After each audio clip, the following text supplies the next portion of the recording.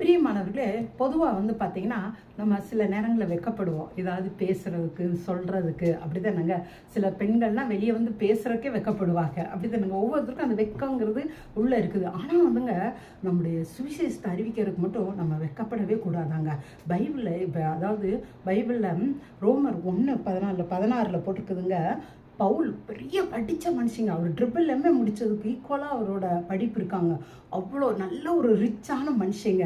ஆனால் இயேசு நமக்காக சிலுவையில் செய்து முடித்ததை மற்றவர்கள் சொல்கிறதுல வெட்கப்படவே இல்லையாங்க. இன்றைக்கி நாமளே அனலைஸ் பண்ணி பாருங்க. இன்றைக்கி எனக்கு தெரிஞ்ச சிலர் கூட கிறிஸ்தவங்கன்னு சொல்லி தங்களோட சர்டிஃபிகேட்டில் கூட போட சங்கடப்படுவாங்க. ஏன்னு கேட்டால் அவங்களுக்கு வந்து நிறையா பெனிஃபிட்காக செய்கிறாங்க. ஆனால் கிறிஸ்துவை அறிவித்து கிறிஸ்துவை நம்ம வந்து வெட்கப்படாமல் சொல்கிறது நிமித்தம் அவர் நம்மளை கனப்படுத்துகிறாருங்க. ஏன்னு கேட்டிங்கன்னா, அவரை நம்ம அறிக்கை செய்து அவரை கனப்படுத்தும் போது அவர் நம்மை கனப்படுத்துகிறத நம்மளும் கூட பார்க்கலாங்க. தேங்க்யூங்க. காட் பிளஸ் யூங்க.